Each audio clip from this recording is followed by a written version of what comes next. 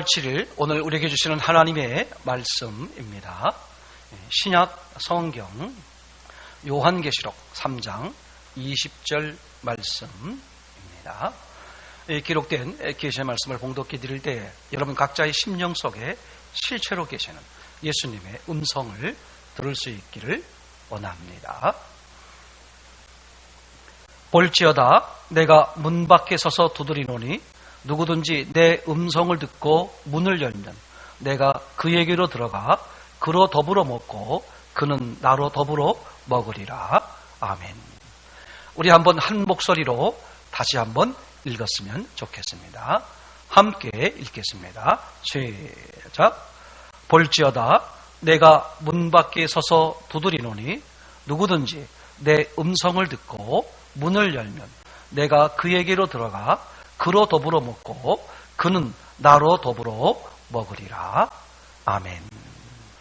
오늘 주일 말씀은 우리가 많이 다 알고 있고 또 하다못해 외우고 있고 또 의미를 깊이 간직하고 있는 말씀이기도 합니다.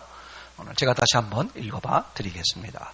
볼지어다 내가 문 밖에 서서 두드리노니 누구든지 내 음성을 듣고 문을 열면 내가 그에게로 들어가 그로 더불어 먹고 그는 나로 더불어 먹으리라.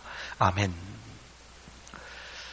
우리가 지난 5주간을 걸쳐서 한 주제로 설교 말씀을 이어갔습니다. 그 주제는 우리가 아주 이렇게 인백인 것처럼 확실하게 가지고 있는 제목, 임재였습니다.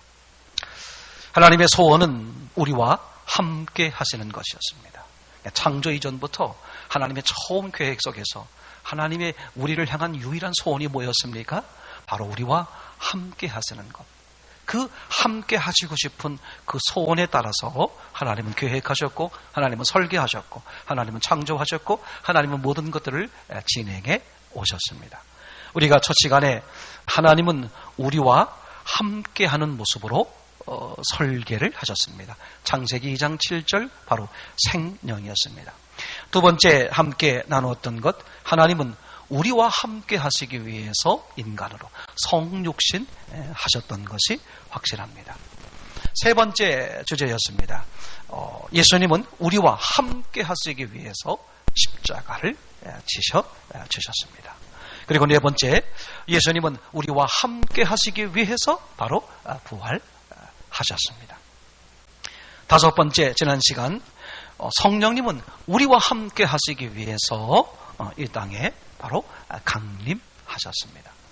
그러니까 성령님께서 강림하셨다 하는 성령 강림절의 정확한 의미, 우리가 많은 사람들이 생각해 보지 않고 그냥 성령 강림, 성령이 강림하셨구나 그렇게 막연하게 생각했다는 그런 간증들을 여러분 보게 되었습니다.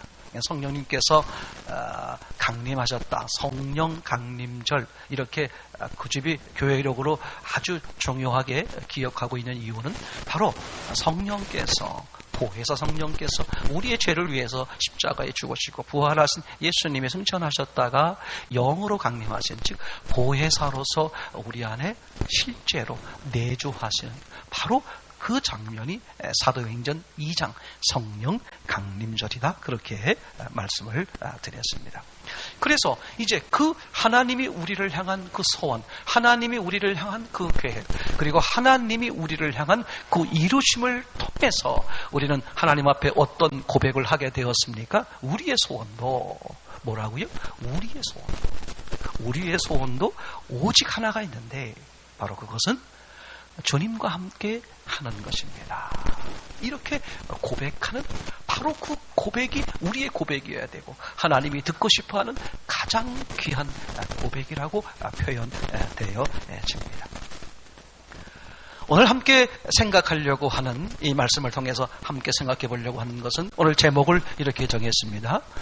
하나님께서 임재하신 이유, 즉 하나님께서 나와 함께 해주시는 이유가 무엇일까 하는 점에 대해서 우리 다시 한번 곰곰이 생각을 해보려고 합니다.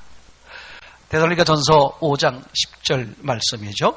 예수님은 우리가 깨든지 자든지 어느 때든지 24시간 어느 때든지 우리의 평생 그런 의미가 되겠죠. 우리가 깨든지 자든지 당신과 함께 살게 하려고 우리를 위해 죽으셨습니다. 그렇게 데살로니가전서 5장 10절에서 우리에게 분명하게 말씀을 해주고 계십니다. 여러분, 저와 여러분에게 함께 해주시려고 하시는 바로 그분이 누구십니까? 예수님이죠. 근데 예수님이 어떤 분이라고요? 바로 그분이 하나님이시죠. 그러니까 하나님께서 누가요? 하나님께서 저와 여러분들과 함께 해주시겠다. 잠깐이 아니라 영원히. 그죠? 요한복음 14장 16, 17절에 말씀하고 있는 것처럼 너희 속에 그리고 너희 안에 영원히 함께 해주시겠다. 그렇게 말씀하셨죠. 누가요? 예수님이. 근데 그 예수님이 누구라고요? 바로 하나님이시죠. 그렇죠? 여러분, 예수님이 하나님이신 것을 우리가 어떻게 알 수 있다고 그랬습니까? 많은 증거로 알 수 있지만 그 중에 누구도 변명할 수 없는 확실한 증거를 우리에게 주셨다고 그랬죠. 사도행전 17장 30절 31절 말씀에서 말이시죠. 뭐라 그랬습니까? 너희가 죽인 예수를 하나님이 살리셔서 너희의 주와 그리스도가 되게 하셨다. 그죠? 사도행전 2장 36절에 말하고 있는 것처럼, 그리고 아까 소개한 그 구절에서 말하고 있는 것처럼 누구도 부인할 수 없도록, 누구도 변명할 수 없도록, 그죠? 하나님이 확실한 증거를 보여주셨는데 바로 그게 뭐다? 예수의 부활이다. 그죠? 그러니까 예수님이 부활하셨다. 이 말은 무슨 뜻이다? 예수님이 하나님이시구나. 그죠? 믿던 안 믿던 혹시 당신의 선택일지 모르지만 우리가 부정할 수 없는 사실, 예수님은 누구였다? 바로 우리의 하나님이셨다. 그죠? 그러니까 예수님이 우리의 하나님이셨다는 것을 어떻게 할 수 있다? 어떻게 부인할 수 없다? 예수님께서 뭐 하셨기 때문에? 부활하셨기 때문에. 예수님이, 그죠? 예수님이 부활하심으로써 또 어떤 일이 벌어졌느냐? 지난 시간 함께 상기해 본 것처럼요. 예수님이 부활하셨다는 것은 예수님은 죄가 없는 분이다. 바로 그런 말이죠. 그렇죠. 그러니까 하나님이죠. 그죠? 죄가 있으면 하나님이 아니죠. 거꾸로 말하면 하나님은 죄가 없는 분이죠. 근데 예수님이 부활하심으로써 하나님이 증명되었고, 예수님이 부활하심으로써 어떻게 됐어요? 너희가 죽였을지라도 예수님이 부활하셨거든요. 의미가 뭐예요? 예수님은 죄가 없는 분이구나. 그렇게 우리가 확증받을 수 있었습니다. 그죠? 아멘. 뿐만 아니라, 근데 그런 예수님께서 왜 죽으셨을까? 그래서 우리가 확실하게 알 수 있는 게 뭐예요? 그죠? 예수님이 죽을 이유가 없죠? 죄가 없는 분이기 때문에. 근데 왜 죽으셨을까? 바로 여러분과 나의 죄를 위해서, 우리의 죄를 위해서 예수님이 죽으신 것이구나 라는 사실을 우리가 확실하게 알 수 있을 뿐만 아니라, 그죠? 우리의 죄도 예수님이 대신 사하셨다, 해결하셨다 하는 것을 우리가 확실하게 얻을 수 있는 증거가 뭐다? 바로 우리의 죄를 위해서 죽으셨던 그 예수님이 뭐 하셨다? 부활하심으로써, 아하, 우리의 죄를 위해 죽으신 게 확실하구나. 더 나아가선 우리의 죄가 해결되었구나. 무엇 때문에? 예수님의 부활하심을 통해서 우리는 그것을 확신할 수 있는 그런 기회가 되었다는 사실, 얼마나 감사하고 얼마나 기쁘고 얼마나 즐거운 일이겠습니까? 그죠? 여러분, 분명히 기억을 해야만 합니다. 그죠? 예수님이 부활하심으로써 우리가 몇 가지 사항을 또 더 분명하게 알 수 있는 것이죠. 예수님이 부활하심으로써 어떤 일이 벌어졌습니까? 그죠? 예수님이 부활하심으로써 모든 예수님이 하신 말씀이 뭐가 되어버렸다? 실제가 되어버렸다. 그죠? 예수님이 제자들에게 말했잖아요. 내가 저들에게 붙들려서 고난을 받을 것이다. 그러다가 내가 죽을 거야. 근데 염려하지 마, 걱정하지 마, 두려워하지 마. 내가 사흘 만에 살아난다. 그죠? 부활을 예고하셨어요. 근데 예수님이 어떻게 하셨죠? 바로 부활하셨단 말이죠. 그러니까 예수님이 그렇게 죽으심과 부활하심을 예고하고 실제로 그렇게 이루셨으니까 예수님이 하신 말씀은 뭐가 되어버렸어요? 전부 진짜가 되어버렸죠. 아멘. 뿐만 아니라 고린도전서 15장 3절 4절에 뭐라고 말하겠습니까? 오늘 예수님께서 그냥 죽으신 게 아니라는 거예요. 성경대로, 그때 말하는 성경이라는 게 뭐예요? 구약 성경이죠. 모든 성경대로, 그죠? 예수님이 우리의 죄를 위해서 어떻게 하셨어요? 죽으시고 또 어떻게 했다고요? 성경대로 부활하셨다. 아멘. 그러니까 모든 성경이 뭐가 돼버려요? 이게 실제 진짜가 돼버리는 것이죠. 그래서 요한복음 2장에 제자들이 예수님의 살아나신 후에 모든 성경을 믿게 됐다. 그렇게 말씀하고 있죠. 그러니까 이 예수님의 부활이 얼마나 중요한 사건인지 몰라요. 예수님이 부활하심으로써 모든 걸 다 증명했기 때문에, 그죠? 의심될 만한 모든 것들, 그죠? 방해될 만한 모든 것들을 다 뭐하셨다고요? 다 해결하셨기 때문에, 다 해결의 증명으로 하셨기 때문에 누구도 부인할 수 없고 누구도 거부할 수 없고, 그죠? 너무 놀라운 이 예수님의 부활의 사건. 근데 누가 이걸 감춰놓는다고요? 바로 악한 영이, 그죠? 다른 건 혹시 하게 할지 모르지만 예수님이 부활하셨다는 사실을 인지하지 못하도록, 예수님이 부활하셨다는 사실을 알지 못하도록 가려놓는 그런 모습들을 우리는 지금 너무나 많이 보고 있는 것을 이렇게 생각해 보게 됩니다. 여러분, 분명한 사실인 것이죠. 예수님이 부활하심으로써 어떤 일이 벌어졌어요? 바로 그 악한 영, 예수님의 부활을 방해했던 바로 악한 영이 패배했다는 게 증명된 것이죠. 예수님이 뭐라고 말씀하면 내가 세상을 이기었노라기죠. 이기신 예수님, 그러니까 악한 영은 패배한 거예요. 예수님의 부활하심으로써 악한 영은 패배했구나, 확실한 거예요. 나는 패배하지 않았어, 나는 능력이 있어, 나는 뭐든지 할 수 있어, 나를 따르라. 악한 영이 그렇게 한다고 할지라도 우리는 예수님의 부활한 사건을 통해서 분명히 우리가 확신할 수 있어요. 너는 패배했어, 이 악한 영아, 너는 패배했어, 너는 끝나버렸어. 왜? 예수님이 부활하셨기 때문에. 그분이 나의 주인이야기죠. 이렇게 고백할 수 있는 저와 여러분 되시기를 참으로 소원합니다. 뿐만 아니라 여러분, 예수님이 부활하심으로써 어떤 일이 벌어졌어요? 세상엔 소망이 없다는 게 증명된 거죠. 그죠? 세상에 소망이 있으면 예수님이 부활할 이유가 없겠죠. 예수님이 부활하심으로써 세상엔 소망이 없는 거예요. 근데 세상은 마치 우리에게 어떻게 빚어주고 있습니까? 세상에 소망이 있는 것처럼, 세상에 성공이 있는 것처럼, 세상에 기쁨이 있는 것처럼, 세상에 즐거움이 있는 것처럼, 세상에 만족이 있는 것처럼 우리를 스물 우리를 유혹하고 꼬드기지 않습니까? 근데 분명한 사실은 예수님이 부활하심으로써 세상은 뭐다? 소망이 없다. 아멘. 우리의 소망은 어디에 있습니까? 바로 예수 그리스도이심을 고백합니다. 뿐만 아니라 예수님이 부활하심으로써 어떤 일이 벌어졌습니까? 우리의 죄되었던 우리의 옛사람은 어떻게 되어버렸습니까? 십자가에 죽은 것이죠. 예수님이 부활하심으로써 우리의 죄되었던 우리 옛사람은 죽어버린 것이죠. 예수님이 부활하셨어요? 하나님이 증명됐죠? 그분은 죄가 없는 분이 증명됐죠? 근데 왜 그분이 십자가를 지셨다고요? 바로 우리의 죄를 위해서, 바로 저와 여러분들의 명찰, 이름을 단 명찰을 달고 죽어주신 것이죠. 그러니까 근데 그분이 우리의 죄를 해결했다는 사실을 어떻게 한다고요? 그분이 부활하셨기 때문에 우리의 죄가 해결되었다. 우리도 그죠? 예수님과 함께 십자가에 죽은 사람들은 예수님과 함께 부활한다는 사실을 성경은 약속하고 있는 것이죠. 그죠? 그러니까 그죠? 예수님이 부활하심으로써 우리의 옛사람은 죽어버렸습니다. 근데 옛사람을 계속했다고 어떻게 꼬드깁니까? 아니야. 네가 무슨, 그죠? 우리의 옛사람, 이미 죽어버린 옛사람은 마치 자기가 살아있는 것처럼 우리를 꼬드기지 않습니까? 그죠? 그래서 예수님 부활 때문에, 예수님의 부활이 확실해지면 어떤 일이 벌어집니까? 그죠? 우리는 악한 영에 속을 이유가 없죠. 세상에 속을 이유가 없고 옛사람에게 속을 이유가 없다는 사실이 여러분 우리가 확실해짐을 고백합니다. 그죠? 저와 여러분들이 그런 은혜를 누리시기를 참으로 소원합니다. 우리 성경 구절 보게 되면 요한복음 16장 9절에 그렇게 써 있습니다. 죄에 대하라 하면 죄가 뭐냐? 그죠? 저희가 나를 믿지 아니하며, 그죠? 죄가 뭡니까? 예수를 믿지 않는 게 바로 죄적이죠. 이걸 좀 더 우리가 같이 다시 한번 더 깊이 생각을 해보려고 합니다. 예수 믿지 않는 게 죄구나. 그죠? 예수 믿지 않는 게 죄구나. 그죠? 그러니까 하나님을 믿지 않는 게 죄란 말이죠. 죄가 뭐냐? 저희가 나를 믿지 않는 거다 그랬습니다. 그러니까 하나님 쪽에서 볼 때, 그죠? 하나님이 가장 큰 죄로 여기는 것. 다시 말하면, 하나님이 가장 가슴 아파하는 일이 어떤 일이냐? 그죠? 우리를 향한 그 하나님께서 가장 가슴 아파하는 게 어떤 일이냐? 바로 죄를 짓는 거거든요. 근데 그 죄가 뭐냐? 예수님을 믿지 않는 거예요. 하나님을 믿지 않는 것, 하나님을 신뢰하지 않는 거죠. 그죠? 자, 그걸 좀 더 우리 구체적으로 말해보겠습니다. 나를 믿지 않는다는 게 무슨 의미일까, 그죠? 예수님을 믿지 않는 것, 하나님을 믿지 않는다는 죄가 도대체 어떤 죄를 말하는 거냐? 모든 죄가 포함되겠습니다만 그 중에서도 가장 중요한 걸 놓칠 수 있는데 우리가 지난 시간 함께 생각해 봤습니다만 다시 한번 정리하는 마음에서 하나님께서 가장 가슴 아파하는 일이 뭐냐? 물론 죄죠. 그 죄 중에서도 그죠. 가장 가슴 아파하는 죄, 그죠.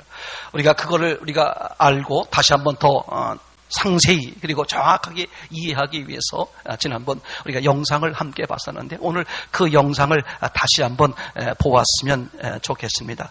바로 뭐냐 하면 신과 함께, 신과 함께라는 그 제목에서 그 영상에서 우리가 어머니의 마음을 잠깐 읽을 수 있었던 것을 우리가 잠시 짧은 것을 봤던 기억이 납니다. 오늘 다시 한번 그 신과 함께 한 장면을 다시 한번 보도록 하겠습니다. 함께 보시겠습니다. 지금 막 보신 것처럼 그죠? 이 신과 함께해서 그 어머니와 큰 아들과 둘째 아들의 그 장면이 나옵니다만, 그죠? 그 어머니와 큰 아들과의 관계를 다시 한번 가만히 정리해 보자고요. 요한복음 16장 9절에 뭐라 그랬다고요? 저희가 나를 믿지 않는 죄, 그게 가장 무서운 죄라고 말씀드렸어요. 그러니까 하나님께서 가장 가슴 아파하는 죄가 뭘까? 그죠? 하나님께서 가장 가슴 아파하는 죄가 뭘까? 이 어머니와 큰아들 관계에서 잘 나타내주고 있다고 말씀을 드렸습니다. 그러니까 큰아들은 어머니를 죽이려고 했던, 철부지였을 때 어머니를 죽이려고 했던 그 죄책감에 빠져가지고 다시는 어머니에게 돌아오지 못하는 삶을 살았어요. 그렇죠? 그런데 그 어머니는 그 아들보다 더 큰 아픔을 가지고 있었다. 그죠? 어떤 거였습니까? 자기를 죽이려고 했던 그 아들의 죄를 용서했단 말이에요. 그죠? 이미 용서했다면 그 엄마는 그 자기를 죽이려고 했던 그 아들의 잘못을, 죄를 용서했어요. 근데 더 가슴 아픈 게 뭐냐? 나를 죽이려고 했던 그 죄책감에 빠져서 다시 어머니에게 돌아오지 못하는 그 모습. 그러니까 이 엄마 입장에선 아들이 내게 지은 죄 때문에 다시는 내게 돌아오지 못하고 있는 그 모습이 우리 어머니에게는 너무나 가슴 아픈 거였다. 그게 하나님의 마음이다. 그렇게 말씀을 드렸어요. 그죠? 그러니까 하나님께서는 우리가 어떤 죄를 짓든 그 죄를 원하시지 않죠. 죄를 짓지 않기를 바라시는 것이죠.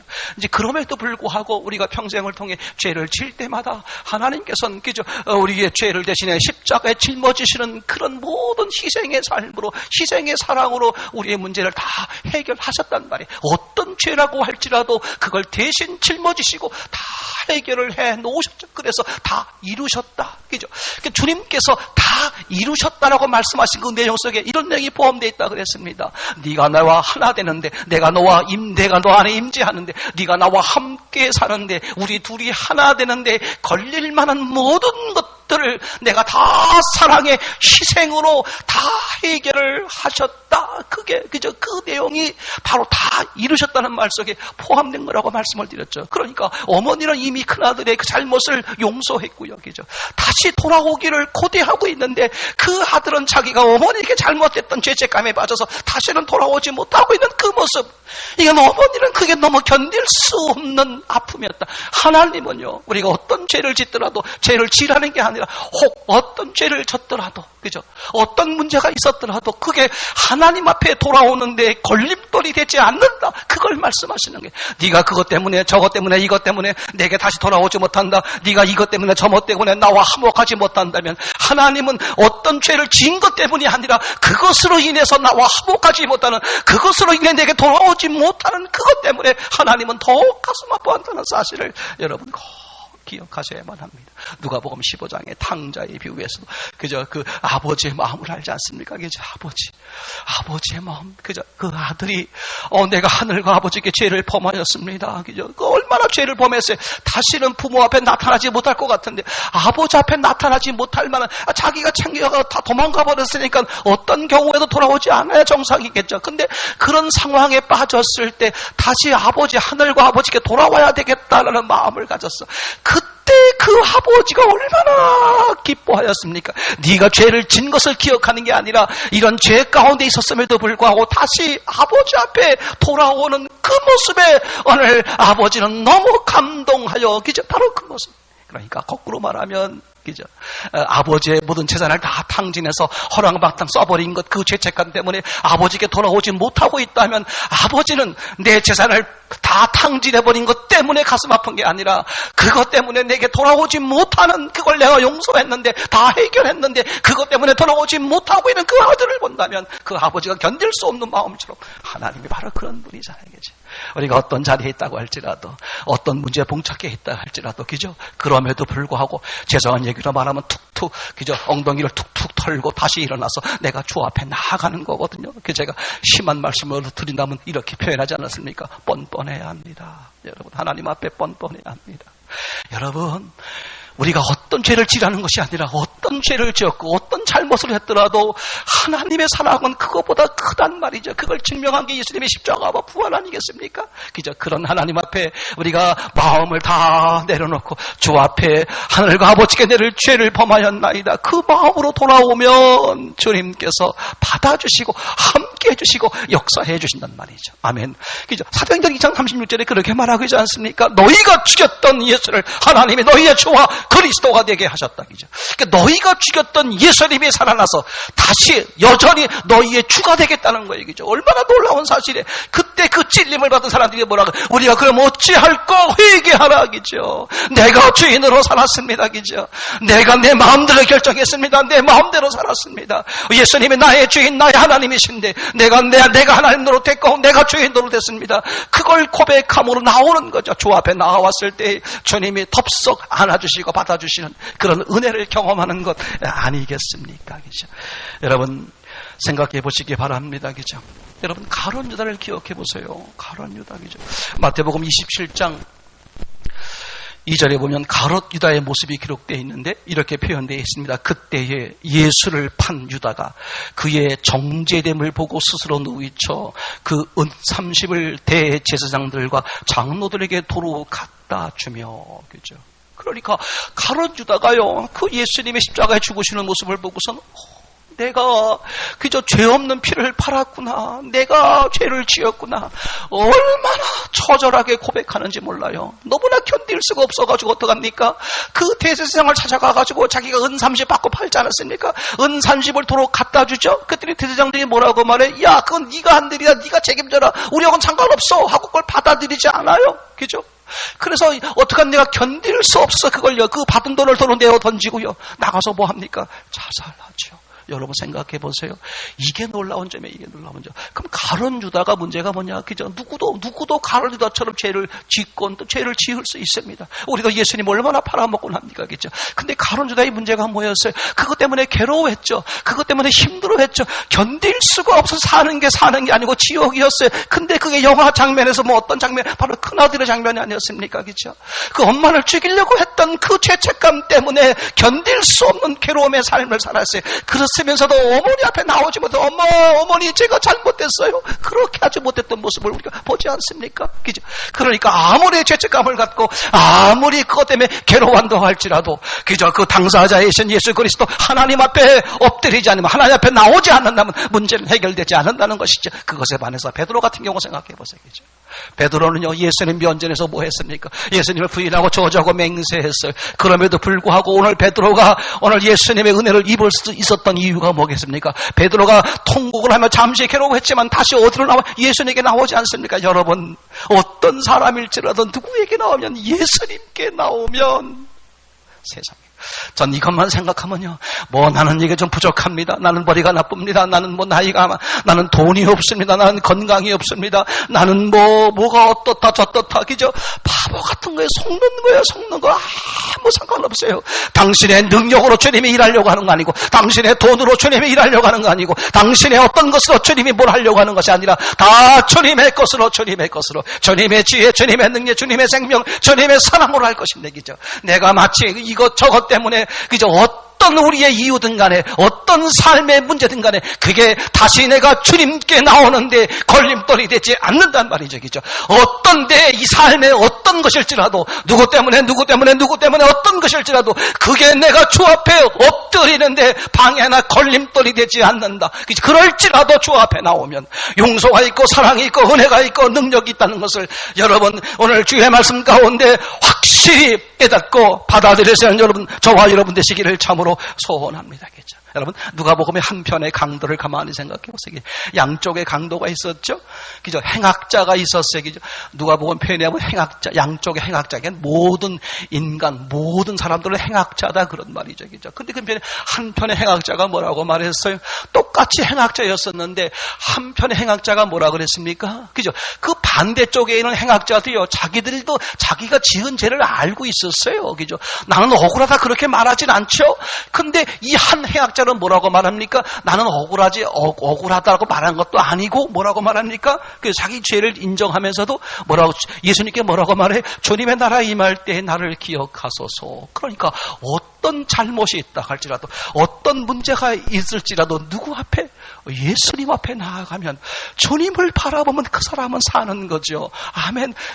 유다처럼 괴로워하고 힘들어하고 다시 원위치로 올려놓으려고 할지라도 예수님께 엎드리지 않으면 해결이 되지 않지만, 오늘 베드로처럼, 오늘 이 한편의 이 행악자처럼, 그죠? 모두 어떤 문제가 있을지라도, 어떤 게 원인이고 어떤 결과일지라도 누구 앞에? 예수님 앞에, 우리의 주와 그리스도가 되시는 예수 앞에 나아가면 어떻게 되겠습니까? 그 사람은 해결되는 은혜를 입게 되는 것이 너무나 확실하지 않습니까?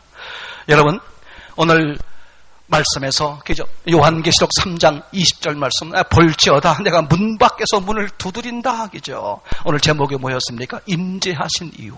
그러니까 왜 하나님께서 우리 안에 들어오려고 하시는 것이냐, 그죠? 오늘 함께 읽었던 요한계시록 3장 20절 말씀에 의하면, 볼지어다 내가 문 밖에 서서 두드리노니 누구든지 내 음성을 듣고 문을 열면 내가 그에게로 들어가 그로 더불어 먹고 그는 나로 더불어 먹으리라. 무슨 뜻입니까? 그죠? 임재하게 되면 더불어 먹는다, 식구가 된다 그런 말이죠. 부부가 되고 가족이 되고 한 몸이 된다, 함께 산다 그런 말이죠. 와, 세상에, 누가요?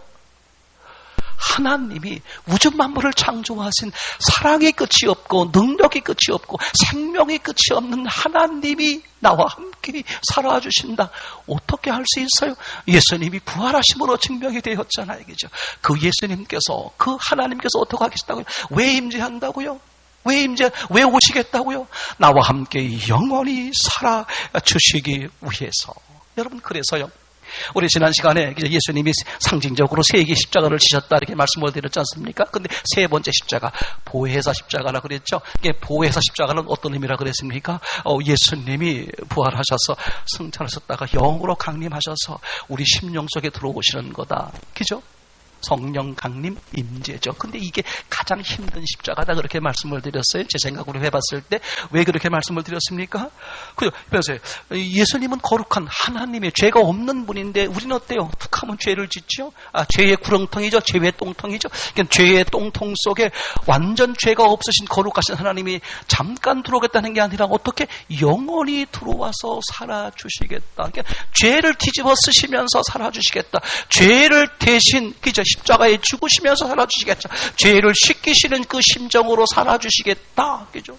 그게 가장 힘든 십자가가 아닐까 생각을 해봅니다. 또 하나요, 이 보혜사 십자가가 왜 힘들다고 말씀을 드리는 거냐 하면, 예수님이 일방적으로 이룰 수 없는 것이기 때문에 그래요. 우리가 뭐 해드려야 돼? 동의 받아들여야 되겠죠. 믿음으로 받아들일 때 그 예수님이 들어오셔서 우리를 주도하시지 않겠습니까? 그죠? 그러기 때문에 예수님의 모든 것을 다 이루어 놓으셨음에도 불구하고 여전히 지옥 가는 사람들이 있는 이유가 뭐겠습니까? 예수님의 은혜와 예수님의 사랑을 믿음으로 받아들이지 못하기 때문에 그런 결과가 생기는 것 아니겠습니까? 그래서 이 세 번째 보혜사 십자가가 가장 힘든 것이다. 그죠? 예수님께서는 그걸 소원하는 거야. 내가 너와 함께 해서 너와 함께 먹고 나는 너로 더불어 먹고 너는 나와 더불어 먹으리라. 세상에 이 놀라운 은혜, 이 놀라운 사건이 우리가 다 실제가 되어 그분의 은혜를 누리시기를 참으로 소원합니다. 그죠?